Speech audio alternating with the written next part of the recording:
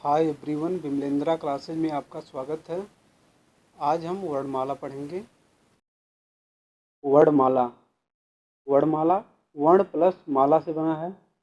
वर्ण का अर्थ होता है अक्षर और माला का अर्थ होता है समुदाय। ध्वनि की मूल इकाई को वर्ण तथा वर्णों को व्यवस्थित समूह ऑब्लिक समुदाय को वर्णमाला कहते हैं। वर्णमाला लेखन के आधार पर स्वर और व्यंजनों की संख्या 52 होती है। 11 स्वर होते हैं, 25 स्पर्श व्यंजन, 4 अंतस्थ व्यंजन, 4 संयुक्त व्यंजन, 2 उचित द्विगुण और 2 अयोगवाह होते हैं। कामता प्रसाद गुरु के अनुसार वर्णों की संख्या 46 होती है, जिसमें 13 स्वर और 33 व्यंजन हैं। हिंदी में उच्चारण के आधार पर वर्णों की संख्या 45 होती है, जिसमें 10 स्वर हैं और 35 व्यंजन हैं। जो वर्ण स्वतंत्र रूप से बोले जाते हैं उन्हें हम स्वर कहते हैं। स्वरों की संख्या कितनी होती है? 11 होती है। छोटा आ, बड़ा आ, छोटी ई, बड़ी ई, छोटा ऊ, बड़ा ऊ, ए, आए, ओ, आओ, रे, इतने क्या हैं? स्वर हैं। उच्चारण के आधार पर स्वर की संख्या 10 होती है। उदय नारायण तिवारी के अनुसार वर्णों की संख्या 51 होती है। व्यंजन क्या है? जो वर्ण स्वरों की सहायता से बोले जाते हैं उन्हें हम व्यंजन कहते हैं। उत्पत्ति के आधार पर 2 भेद होते हैं, मूल स्वर। अब हम स्वर का वर्गीकरण करेंगे।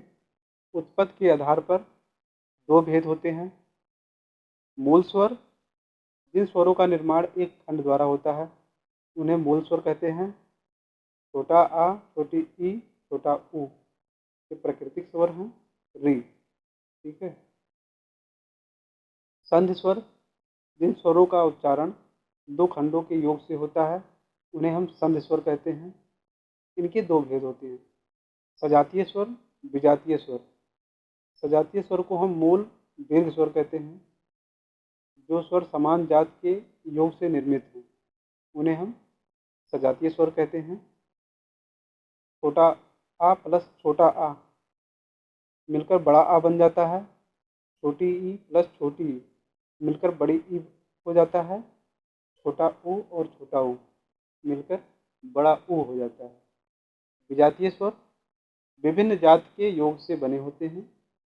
जैसे आ प्लस ई मिलाकर ए हो जाता है और आ प्लस ए मिलाकर ए हो जाता है। आ प्लस ऊ मिलाकर ओ हो जाता है। आ प्लस ओ मिलाकर औ हो जाता है। मात्रा के आधार पर स्वर के 2 प्रकार हैं, ह्रस्व स्वर, दीर्घ स्वर। आ, ई, उ, री। और दीर्घ क्या है? बड़ा आ, बड़ी ई, बड़ा ऊ, ए, आए, ओ, औ। ये 7 होते हैं दीर्घ और ह्रस्व स्वर 4 होते हैं। कुल स्वरों के प्रकार 3 प्रकार के, ह्रस्व, दीर्घ और प्लुत। जिन स्वरों के उच्चारण करने में कम समय लगता है इनकी संख्या 4 होती है। आ, ई, उ, री। दीर्घ स्वर। जिन स्वरों का उच्चारण करने पर ह्रस्व की अपेक्षा अधिक समय लगता है इनकी संख्या 7 होती है। बड़ा आ, बड़ी ई, बड़ा ऊ, ए, आए, ओ, आओ। प्लुत क्या है? जिन स्वरों के उच्चारण में ह्रस्व और दीर्घ दोनों की अपेक्षा अधिक समय लगता है, जैसे ओम। मंत्रों का उच्चारण। वैदिक भाषा में बहुमात्रिक प्लुत स्वर को ही कहा जाता है। जिह्वा के आधार पर स्वर के भेद ये 3 प्रकार के होते हैं। अग्र स्वर, जीभ का अग्रभाग कार्यरत हो, छोटी ई, बड़ी ई, ए, आए। मध्य स्वर, जीभ का मध्य भाग कार्यरत हो, जैसे छोटा आ। छोटा आ को हम उदासीन स्वर, सहित स्वर और प्राकृतिक स्वर। क्वेश्चन चाहे जैसे आ जाए, उदासीन स्वर कौन से हैं या सहित स्वर कौन से हैं, प्राकृतिक स्वर कौन से हैं, तो आपको छोटा आ लगाना है। पस्त स्वर, जीभ का पिछला भाग कार्यरत हो, बड़ा आ, छोटा ऊ, बड़ा ऊ, ओ, औ। ठीक है। कोश के अनुसार उच्चारण के आधार पर स्वर। आवृत्तमुखी स्वर, दो प्रकार के होते हैं। आवृत्तमुखी, जिन स्वरों के उच्चारण में ओठ गोलाकार नहीं होते हैं, जैसे छोटा आ, बड़ा आ, छोटी ई, बड़ी ई, ए, ऐ। वृत्तमुखी ओठ गोलाकार अवस्था में होते हैं। छोटा ओ, बड़ा ओ, औ। मुख्य विवर के आधार पर स्वर चार प्रकार के होते हैं। समवृत्त स्वर, अर्ध समवृत्त स्वर, विवृत्त स्वर और अर्ध विवृत्त स्वर। समवृत्त स्वर क्या है? जिन स्वरों के उच्चारण में मुख का भाग बंद रहता है, जब मुख बंद रहता है, छोटी ई, बड़ी ई, छोटा ऊ, बड़ा ऊ। अर्ध समवृत्त कौन से हैं? मुख समवृत्त की अपेक्षा थोड़ा खुला रहे, ए, ओ। और विवृत्त स्वर जिसमें मुख अधिक खुला रहे, जैसे बड़ा आ। जब बड़ा आ कहते हैं तो मुख ज़्यादा खुल जाता है। अर्ध विवृत्त, विवृत्त की अपेक्षा थोड़ा कम खुले, ए, आए, आओ। ठीक है। अर्ध स्वर कौन से हैं? या और वा। कंठ स्वर आ, बड़ा आ।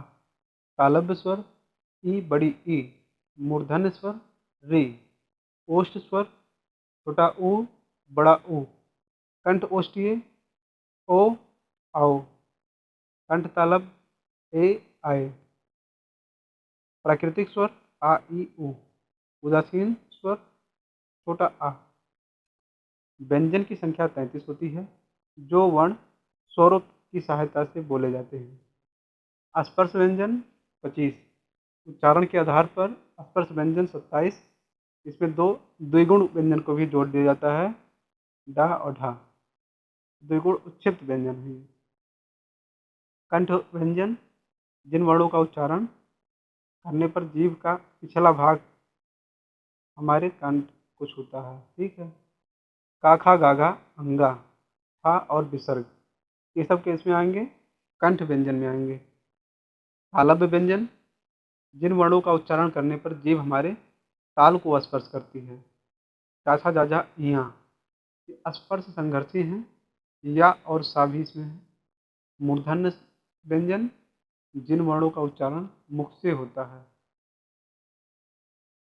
टा, ठा, डा, ढा, अणा, री और ये खटकोट सा और री, ये है और रा। दंतीय व्यंजन, जीभ का अग्रभाग हमारे ऊपर के दांतों को स्पर्श करती है। ता, था, दा, धा, ना और सा और ला। ओष्ठ व्यंजन, ओष्ठ व्यंजन क्या है? जिन वर्णों का उच्चारण ओठों से होता है, जैसे पा, फा, बा, भा, मा। प्रत्येक वर्ग का 5th अक्षर, ठीक है, क्या कहलाता है? नासिक व्यंजन कहलाता है। अंगा, इया, अड़ा, न और मा, ये क्या है? नासिक व्यंजन। अंतस्थ व्यंजन, यारा, लावा, मुख और नाक से कम वायु प्रवाह, ठीक है। ऊष्म व्यंजन ऑब्लिक संघर्षी व्यंजन, स, स, स, ह, इसमें क्या होता है? मुख और नाक से समान मात्रा में वायु बाहर निकलती है। संयुक्त व्यंजन, संयुक्त व्यंजन छत्र, ज्ञ, उसरा होता है, जो वर्ण दो विभिन्न वर्गों के योग से मिलकर बनते हैं। जैसे का और आधा का और सा मिलकर छा हो जाता है, ता और रा मिलकर त्रा हो जाता है। द्विगुण व्यंजन, जिन वर्णों का उच्चारण करने पर जीभ ऊपर उठकर तुरंत नीचे गिरती है। डा, ढा, डढ़ा, ठीक है। आयोग वा, जो वर्ण आ के योग से बने होते हैं किंतु व्यंजन के लिए अर्थ प्रकट करते हैं। अंग, आहा, ये क्या है? अयोग वा है। आगत व्यंजन, इनका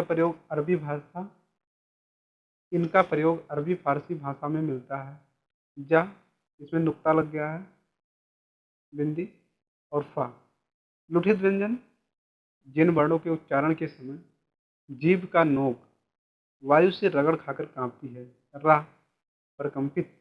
पार्श्विक व्यंजन, पार्श्विक व्यंजन क्या है? जिन व्यंजन के उच्चारण में जीभ श्वास वायु के मार्ग में जाकर खड़ी हो जाती है, जैसे ला। जब आप ला बोलते हो तो जीभ आपकी खड़ी हो जाती है, जो मुख से बाहर जो वायु निकलती है उसको रोकती है। काकल्य वर्ण, काकल्य वर्ण हा है। द्वित्व व्यंजन, यदि दो समान व्यंजनों के बीच कोई स्वर न हो, जैसे दिल्ली, कुत्ता, सत्ता, कलकत्ता, ये सब क्या है? द्वित्व व्यंजन। कंठीय व्यंजन अंग, आहा और कावर। तालव्य व्यंजन सा और या, चावर। मूर्धन्य व्यंजन टा वर्ग और डाढ़ा रा और सा। दंतीय व्यंजन ला सा ज ता वर्ग। स्वर तंत्रीय व्यंजन हा। दंतोष्ठीय व्यंजन वाह। दंत मूल वस न स रा ल ज। घोष के आधार पर, घोष के आधार पर दो प्रकार, घोष ऑब्लिक संघोष। स्वर तंत्रिका में कंपन हो, प्रत्येक वर्ग का 3, 4, 5 तथा सभी स्वर द्विगुण हा और अंतस्थ व्यंजन और जा, ये क्या है? घोष हैं। जैसे का खा गा घा अंगा, का और खा छोड़कर गा घा घा, गा घा अंगा, ये क्या है? घोष हैं। और अघोष क्या होगा? प्रत्येक वर्ण का पहला और दूसरा अक्षर। जैसे हम कहेंगे का खा, तो का खा क्या है? अघोष है। क्योंकि आप सभी को पता है स्वतंत्रता में कंपन होगा तो घोष होगा, अगर नहीं होगा तो अघोष होगा। जैसे आप जब का और खा बोलते हो तो कंपन नहीं होता है, लेकिन का खा गा घा अंगा तो दबाव पड़ता है 3 वर्ण बोलने के लिए, तो वो घोष है। अल्पप्राण महाप्राण, प्राण के आधार पर दो प्रकार के आप तैयार कर लीजिए। जैसे जो विषम पर है वो अल्पप्राण है, जो सम पर है वो महाप्राण है। जैसे का खा गा घा अंगा होता है, का गा और अंगा क्या है? अल्पप्राण है। महाप्राण कौन से हैं? खा और घा कौन से? महाप्राण है। अब देख लीजिए आप, स्वर तंत्रों के आधार पर दो प्रकार से घोष और अघोष, जो मैं आपको बताया हूँ। वर्णमाला आपका कंप्लीट हो गया है। आज हम संध पढ़ेंगे। संध, संध 3 प्रकार के होते हैं, स्वर संध, व्यंजन संध, विसर्ग संध। संस्कृत भाषा का शब्द है जिसका अर्थ होता है मेल ऑब्लिक जोड़। संध दो वर्णों के सहयोग से किसी शब्द के निर्माण में जो विकार या परिवर्तन होता है उसे संध कहते हैं। जैसे लघुधन उर्मी, लघुर्म, छोटा ऊ प्लस बड़ा ऊ, तो ये बड़ा ऊ हो गया। स्वर संध किसे कहते हैं? जब दो स्वर आपस में मिलकर किसी शब्द के निर्माण में स्वर में जो परिवर्तन होता है उसे हम स्वर संध कहते हैं। जैसे पीत धन अंबर, पीताम्बर, छोटा आ प्लस छोटा आ मिलकर बड़ा आ हो गया है। व्यंजन संध, यदि व्यंजन के आगे किसी स्वर अथवा व्यंजन का मेल होने से व्यंजन में जो परिवर्तन होता है उसे हम व्यंजन संध कहते हैं। जैसे सत धन आचार, सदाचार, उत धन घाटन, उद्घाटन। विसर्ग संध, यदि किसी विसर्ग के आगे स्वर अथवा व्यंजन का मेल हो तो विसर्ग संध में जो परिवर्तन होता है उसे हम विसर्ग संध कहते हैं। जैसे दुधन उपयोग, दुरुपयोग, आविधनकार, आविष्कार। स्वर संध, स्वर संध में दीर्घ संध भी पढ़ेंगे। जब दो छोटे स्वर आपस में मिलकर दीर्घ बड़ा आ बड़ी ई बड़ा ऊ हो जाते हैं तो वहाँ पे दीर्घ संध हो जाती है। शब्द के दूसरे या तीसरे वर्ण में बड़ा आ बड़ी ई बड़ा ऊ का बोध हो तब वहाँ पे दीर्घ संध होती है। जैसे छोटा आ प्लस छोटा आ मिलकर बड़ा आ हो गया। स्वाधन अर्थी, स्वार्थी, बड़ा आ प्लस बड़ा आ मिलकर बड़ा आ हो गया। प्रतीक्षा धन आलय, प्रतीक्षालय, छोटा आ प्लस बड़ा आ मिलकर बड़ा आ हो गया। सत्य धन आगरा, सत्याग्रह, बड़ा आ प्लस छोटा आ मिलकर बड़ा आ हो जाता है। परीक्षा धन अर्थी, परीक्षार्थी, छोटी ई प्लस छोटी ई मिलकर बड़ी ई हो जाती है। अति धन यू, अतियु, कवि धन इंद्र, कवींद्र, छोटी ई प्लस बड़ी ई मिलकर बड़ी ई हो जाती है। प्रतिधन इच्छा, प्रतीक्षा, जैसा कि बहुत सारे एग्जाम्पल हैं, आप लोग इसे देख लीजिए और कहीं नोट कर लीजिए, क्योंकि हम यही चाहते हैं कि कम समय में आपका रिवीजन हो जाए, क्योंकि वीडियो का एग्ज़ाम 26-27 जून में है। तो समय को देखते हुए हम आपका रिवीजन करवा रहे हैं। बड़ी ई प्लस बड़ी ई मिलकर बड़ी ई हो गया। जैसे रजनी धन ईस, रजनीश, छोटा ऊ प्लस बड़ा ऊ मिलकर बड़ा ऊ। लघु धन उर्मी, लघुर्म। तो अपवाद क्या होता है? हृत धन ऋकार, हृतकार, पृत धन ऋण, पृतृण। तो ये सब अपवाद है, इसे भी आप पढ़ लीजिए। गुण संध, यदि छोटा आ बड़ा आ का मेल छोटी ई बड़ी ई छोटा ओ बड़ा ऊ री से हो तो ये क्रमशः ए ओ अर में परिवर्तित हो जाते हैं। शब्द के दूसरे या तीसरे वर्ण में सिंगल मात्रा ए ओ अर का बोध हो तो वहाँ पर गुण संध होती है। जैसे आधन ई मिलकर ए हो जाते हैं। बड़ा आधन छोटी ई ए हो जाते हैं। नर धन इंद्र, नरेंद्र, ए का मात्रा लग गया। सुर धन इंद्र, सुरेंद्र। न धन इत, नेत। स्वधन इच्छा, स्वेच्छा। राजा धन इंद्र, राजेंद्र। महाधन इंद्र, महेंद्र। रमाधन इंद्र, रमेंद्र। बड़ा आधन ऊ हो जाते हैं। पर धन उपकार, परोपकार। ज्ञान धन उपदेश, ज्ञानोपदेश। परम धन उत्सव, परमोत्सव। आधन ओ। महाधन उत्सव, महोत्सव। महाधन उदय, महोदय। गंगा धन उदक, गंगोदक।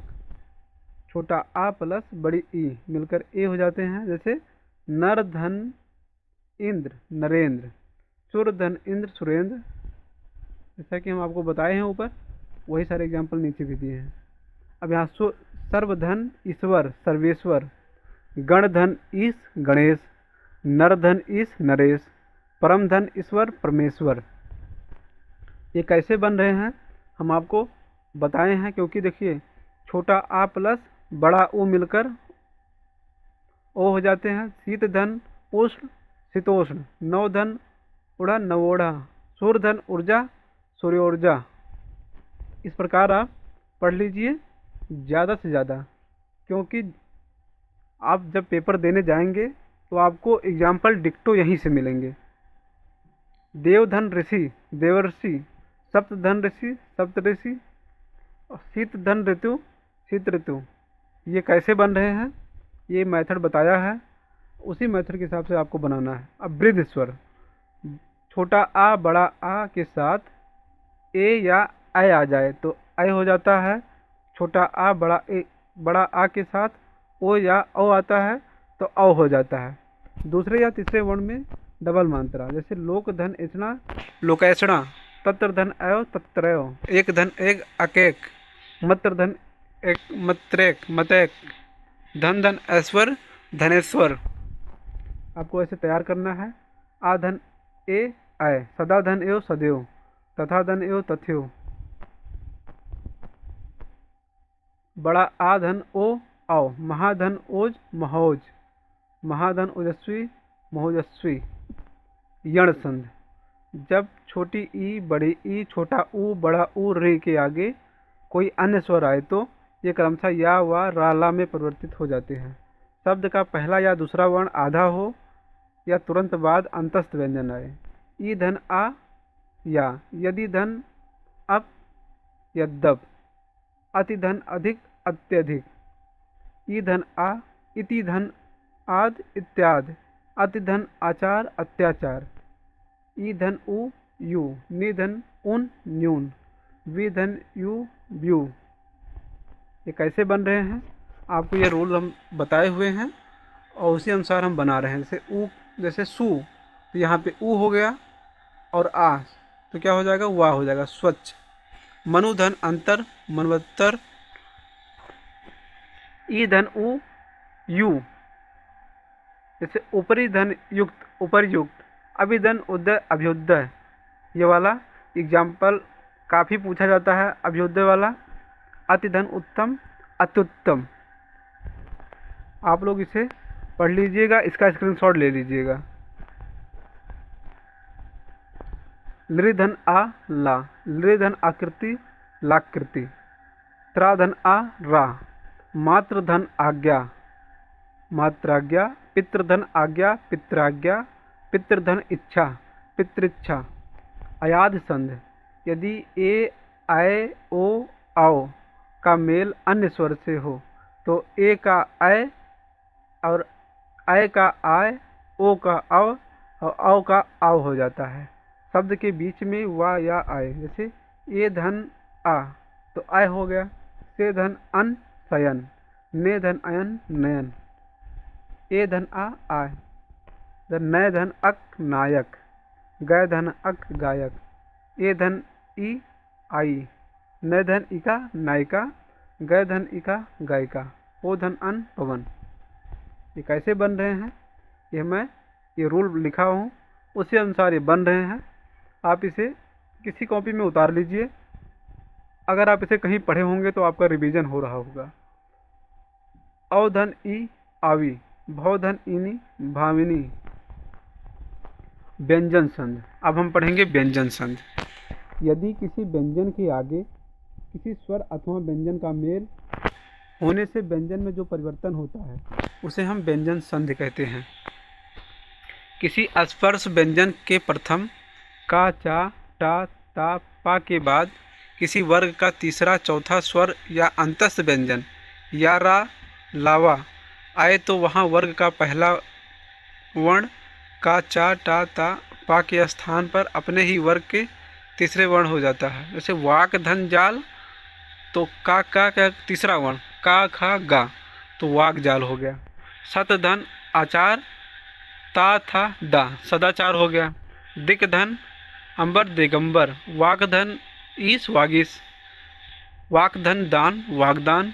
उत धन घाटन उद्घाटन। जैसे यहाँ आधा ता है तो यहाँ ता आ गया, ठीक है। यहाँ ता है तो यहाँ आधा दा आ गया। यहाँ का है तो आधा गा आ गया।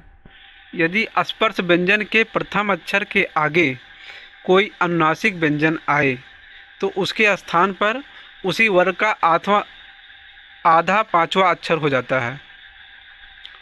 यदि स्पर्श व्यंजन के प्रथम अक्षर के आगे कोई अनुनासिक व्यंजन आए तो उसके स्थान पर उसी वर्ग का आधा पांचवा अक्षर हो जाता है। जैसे वाग धन मैं वांगमय। उत धन मत उन्मत।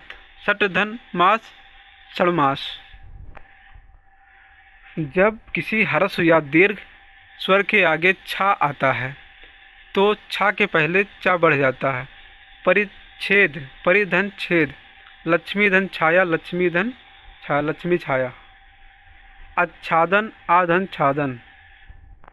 कैसे हो रहा है, ये रूल है, रूल के अनुसार सभी बन रहे हैं। यदि माँ के आगे कोई अंतस्थ व्यंजन या उस व्यंजन आए तो माँ का अनुस्वार में बदल जाता है। समधन सार संसार। समधन योग संयोग। समधन रक्षक संरक्षक। समधन हार संहार। समधनवाद संवाद। यदि आ बड़ा आ को छोड़कर किसी स्वर के आगे सा आता है तो सा के स्थान पर षष्ठी सा हो जाता है। जैसे वी धन सम विषम। निधन से निषेध। सुधन सुप्त सुसुप्त। षष्ठी सा के पश्चात ता या था आने पर उसके स्थान पर टा ठा हो जाता है। दुष्ट धन टा दुष्ट। दुष्ट धन था पृष्ठ धन था पृष्ठ। षष्ठ धन था षष्ठ। ता के बाद यदि चा छा हो तो चा हो जाता है। उत धन चारण उच्चारण। जगत धन छाया जगत छाया। अब 8वां रूल देख लेते हैं। ता के बाद यदि जा झा हो तो ता जा में बदल जाता है। सत धन जन सज्जन, विपत धन जाल विपत जाल, जगत धन जननी जगजननी, उत धन ज्वल उज्ज्वल, उत धन झट्टिका उज्झट्टिका। 9वां रूल क्या है? टा के बाद यदि टा ड़ा हो तो ता का टा ड़ा में बदल जाता है। बृहत धन टीका बृहत टीका, उत धन डयन उड्डयन। ता के बाद यदि ला हो तो ता का ला में बदल जाता है। उत धन लास उल्लास, तत धन लीन तल्लीन, उत धन लेख उल्लेख। अब विसर्ग संधि देख लेते हैं। यदि किसी विसर्ग के आगे किसी स्वर अथवा व्यंजन का मेल हो तो विसर्ग में जो परिवर्तन होता है उसे हम विसर्ग संधि कहते हैं। यदि विसर्ग के बाद चा छा हो तो सा हो में बदल जाता है। टा ठा का सा, ता था का सा। जैसे निधन च निश्चय, नम दंते नमस्ते, निधन छल निश्चल, निधन ठुर निष्ठुर, दो धन तर दुस्तर, मरुधन थल मरुस्थल। यदि विसर्ग के पहले छोटा आ और बाद में छोटा आ अथवा अनेक वर्ग का तीसरा चौथा पांचवा वर्ग अथवा अंतस्थ व्यंजन वा हा हो तो विसर्ग का ओ हो जाता है। मन धन अनुकूल मनोकूल मनोनुकूल, मन धन योग मनोयोग, अध धन गत अधोगत। यदि विसर्ग के पहले ई या ऊ हो तो का खा पा फा के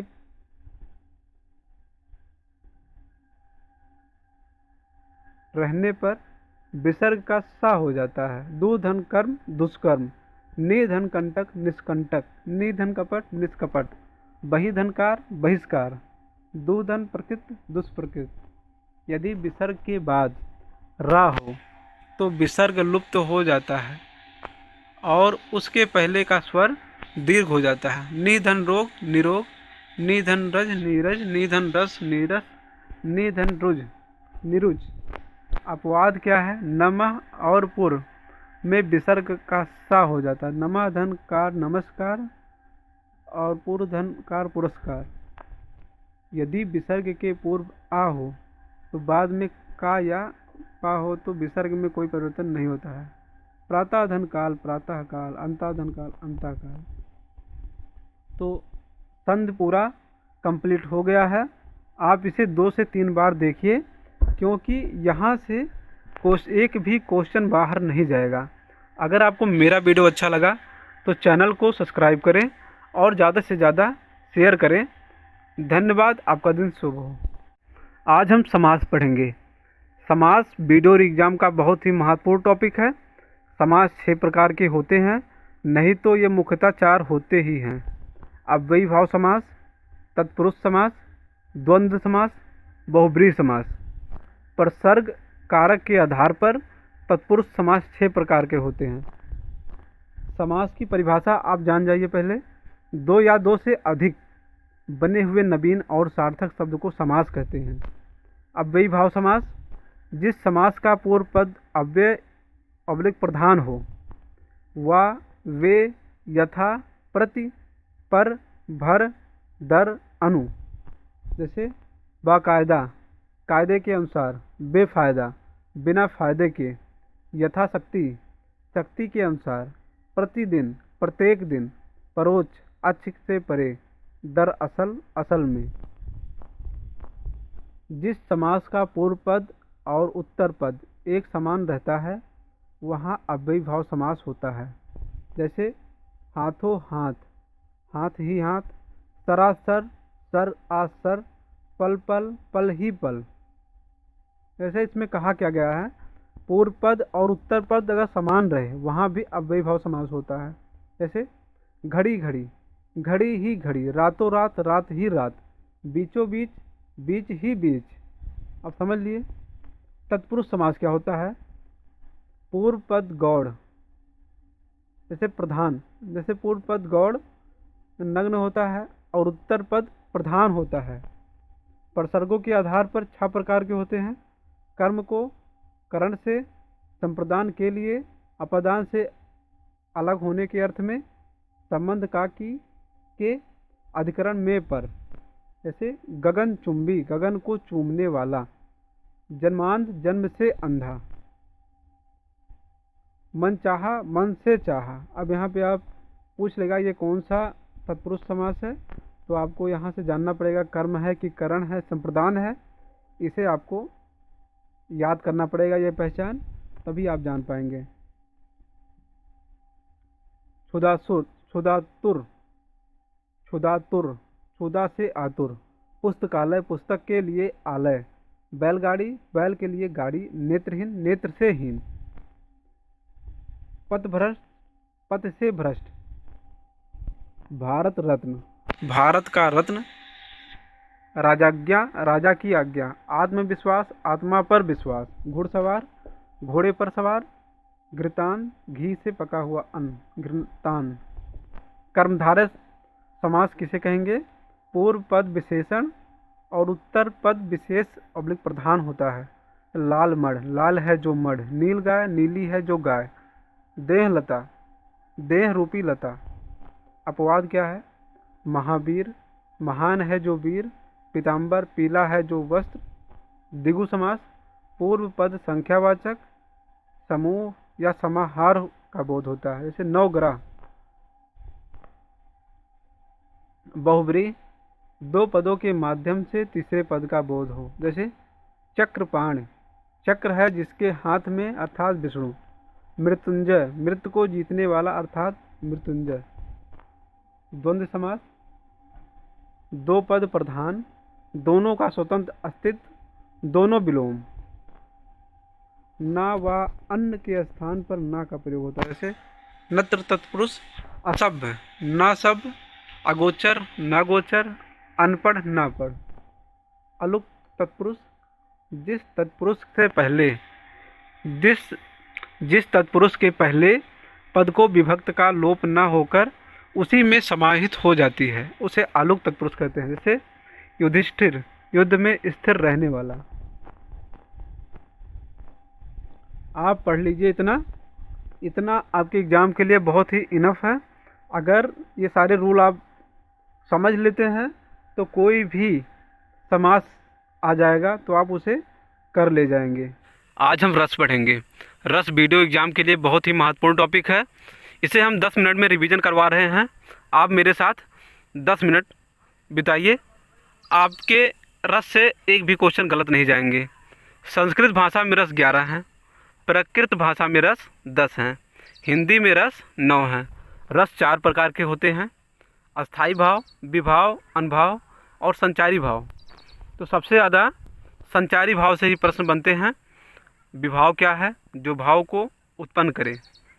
आलंबन और उद्दीपन 2 प्रकार के होते हैं, जिसके द्वारा भाव जगे वो है आलंबन।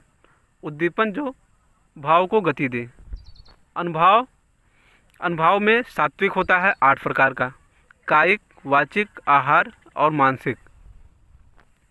आपको पूछ लिया जाएगा कि कायिक दे दिया जाएगा और 2-3 संचारी भाव का दे दिया जाएगा, तो इसमें पूछेगा अनुभाव क्या है।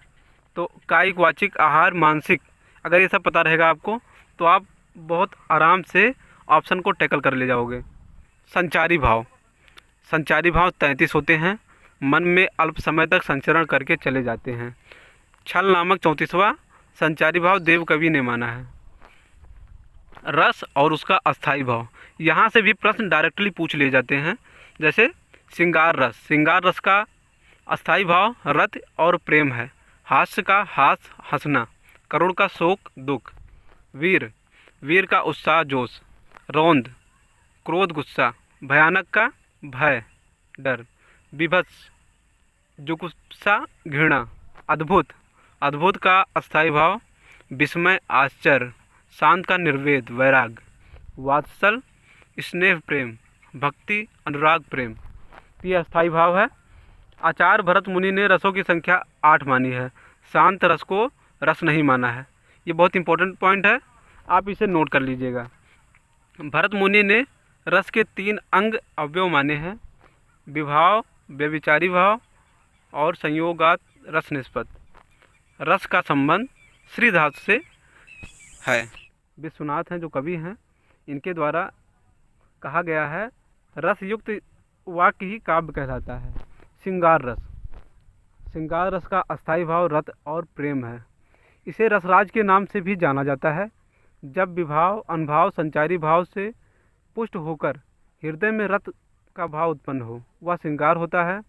संयोग श्रृंगार, वियोग श्रृंगार, ये दो प्रकार के होते हैं। अब ये संयोग श्रृंगार क्या है? जब नायक और नायिका के मिलन का वर्णन हो तो वहाँ पे संयोग श्रृंगार होता है। नायिका गोपी, नायक जो है श्री कृष्ण है। बतरस लालच लाल की मुरली धरी लुकाए, सौ करे भोयन हंस दे कहे नहीं जाए। अब करुण रस क्या है? किसी प्रिय वस्तु या व्यक्ति के नष्ट हो जाने से हृदय में जो शोक उत्पन्न होता है। जैसे मणि खोए भुजंग सी जननी, फनसा पटक रही थी शीश, अंधी आज बनाकर मुझको न्याय किया तुमने जगदीश। सूरदास और तुलसीदास के अनुसार रस 11 हैं। अब ये क्या जोड़े हैं? वात्सल और भ्रांत। ठीक है। वीर रस, वीर रस का अस्थायी भाव उत्साह होता है। शत्रु की उन्नत या दीनों पर अत्याचार या धर्म की दुर्गत मिटाने जैसे किसी विकट या दुष्कर कार्य करने का जो उत्साह मन में उमड़ता है। चढ़चेतक पर तलवार उठा करता था भूतल पानी को, राणा प्रताप सर काट काट कर करता था सफल जवानी को। तो ये क्या है? वीर रस है। रौद्र रस क्रोध होता है इसका अस्थायी भाव। विरोधी पक्ष द्वारा किसी समाज या धर्म का अपमान करने से उनकी प्रतिक्रिया में जो क्रोध उत्पन्न होता है। श्री कृष्ण के सुवचन अर्जुन क्रोध से जलने लगे, सब शोक अपना भूल कर करतल युगल मलने लगे। भयानक रस क्या है? भयानक रस का अस्थायी भाव भय है। भय पद वस्तु या घटना को देखना। भयानक रस का अस्थायी भाव भय है। भय पद वस्तु या घटना देखने या सुनने से जो भय का संचार होता है।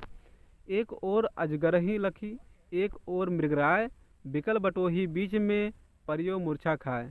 जैसे एक तरफ अजगर है और एक तरफ बाज है और एक तरफ शेर है जो बटोही है, पथिक है जो, वो बीच में पड़ा है और उसे देखकर मूर्छा आ गया। ठीक है।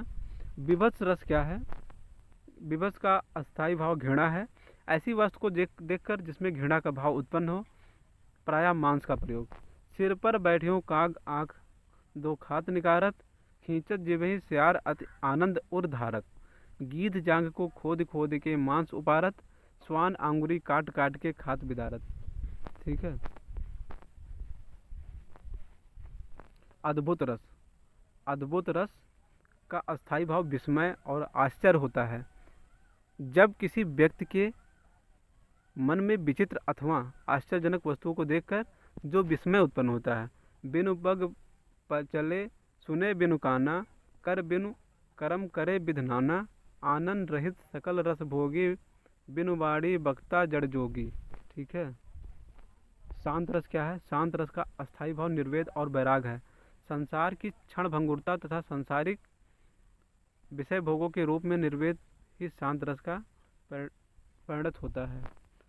मन रे तन कागज का पुतला, लांगे बूद बिनस जाए छिन में, गर्भ करे क्यों इतना। कह रहे हैं कि मन जो है, जो तन है कागज का पुतला ही है, पानी अगर पड़ जाएगा तो ये ख़त्म हो जाएगा। जैसे इंसान रूपी मानो जो है मिट्टी में मिल जाता है। तो वही कह रहा है कि किस बात का घमंड करना है। वात्सल रस का अस्थायी भाव स्नेह है। छोटे बालकों के प्रति प्रेम, सगे संबंधियों के प्रति प्रेम तथा ममता के भाव से है। ठीक है। उसे हम वात्सल रस कहते हैं। किलकत कान गुटुरवन आवत, मणिमय कनक नंद के यागन, बिंब पकड़वे धावत। ठीक है। भक्ति रस का अस्थायी भाव अनुराग और प्रेम है। ईश्वर के प्रति प्रेम। राम जपु राम जपु बावरे, घोर भव नीर निध निज निव नावरे। ठीक है। तो ये कंप्लीट रस है। तो आप इसे 2-3 बार देख लीजिए। अगर आप 2-3 बार इसे देख लेते हैं, पढ़ लेते हैं, तो आपके रस से एक भी क्वेश्चन मिस नहीं होंगे, मेरा दावा है। अगर आपको मेरा वीडियो अच्छा लगा तो चैनल को सब्सक्राइब करें, क्योंकि मैं कंप्लीट हिंदी इसी प्रकार से पढ़ाकर अपने चैनल पे डालूँगा। तो आप आज ही सब्सक्राइब कर लें। धन्यवाद। आपका दिन शुभ हो।